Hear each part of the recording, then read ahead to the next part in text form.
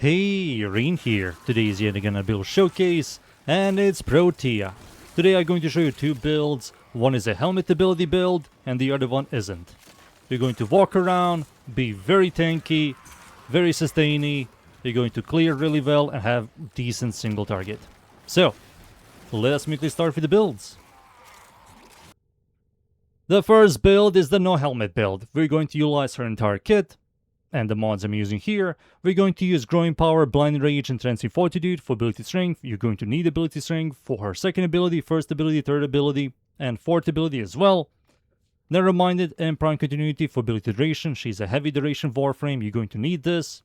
Overextended for ability range, because we did nerf our range with Narrow-Minded. You have to fix that, and Overextended fixes that, giving us above 100% ability range, which you do need for your second ability, first ability, and that's like extremely mandatory. Equilibrium for health and energy economy, mostly for energy economy. This is always nice to have.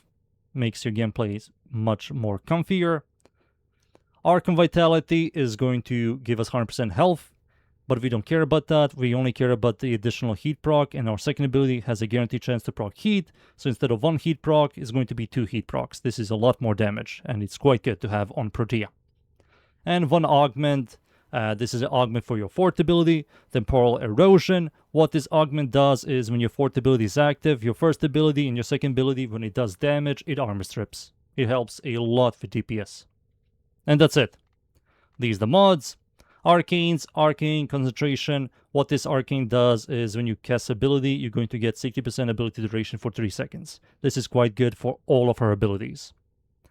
And Arcane Sculpture. So, on creating an object, her first ability, second ability, and third ability are all objects. So, we always going to have 175% ability efficiency, which is quite nice. This, with Equilibrium and a Companion, energy economy is completely fixed. And that's it.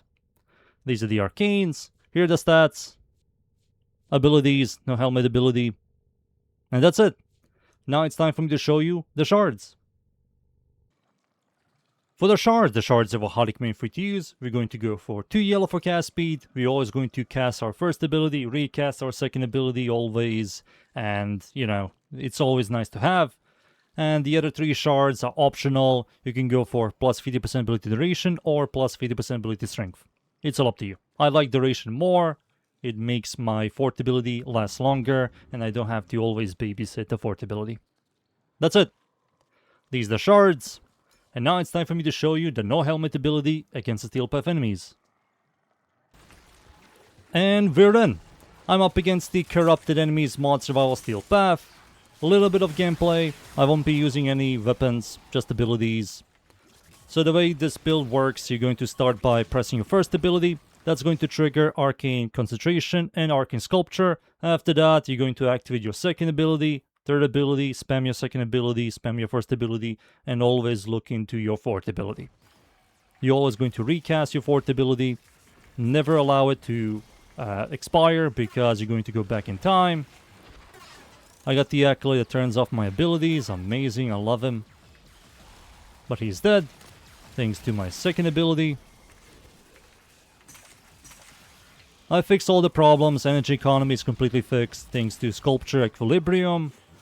Second ability is going to do a lot of damage. Armor Strip, proc a bunch of heat procs. They also last quite a while, so that's also a massive plus. Third ability also helps with energy economy. Fourth ability helps with armor stripping. It feels very comfy to play Protea. Clear speed is decent.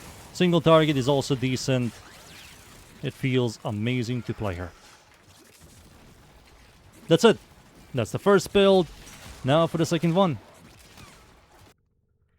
The second build is the Temporal Artillery build. We're going to remove the third ability. I don't like the third ability at all. You don't need the energy economy. The health orbs and energy orbs are really unnecessary. The ammo stuff, I don't care about it. So I removed it for Rhino Roar. Rhino Roar is going to dip your damage for your weapons. It's going to make your team do more damage. And it's also going to make your second ability do more damage. It's quite nice. It also doesn't make you stationary like her third ability. Now for the mods, we're going to keep nearly everything except for Transient Fortitude, we're going to remove that for Temporal Artillery. What this augment does is, when your fourth ability is active, your second ability is going to be attached to you, like Zaku. It's going to make you very mobile, and it feels amazing. I like this build a lot more, having this turret on you all the time while your fourth ability is active, plus your armor strip, proc a bunch of heat procs, make your duration on all of her abilities last longer. It just feels very comfy to play her. These are the mods, same Arcanes, here are the stats, here are the abilities, and now it's time for me to show you this build against the Steel Path enemies. And we're in yet again. Same gameplay loop, press your first ability, get Arcane Concentration and Sculpture, spam your first ability, get a 100% ability strength, then activate Rhino Roar to snapshot the ability strength onto Rhino Roar for stronger buffs, activate your fourth ability and your second ability and start walking. This is the gameplay. Survivability is going to be yet again your first ability, just press it, you get the shield and 5-second shield gate, you're never going to die, energy economy is completely fixed, every like 15 seconds you're going to deactivate your fourth ability, then activate it, so you don't go back in time, stuff, right? It feels very safe and feels very comfy to play with this build. I like it a lot more. It does content really well. Fast-paced missions, slow-paced missions, camping, everything feels really good. And if you want to do more damage, you're going to spam your second ability. You can have 2 more turrets, but not on you. They're going to be on the field. But yeah.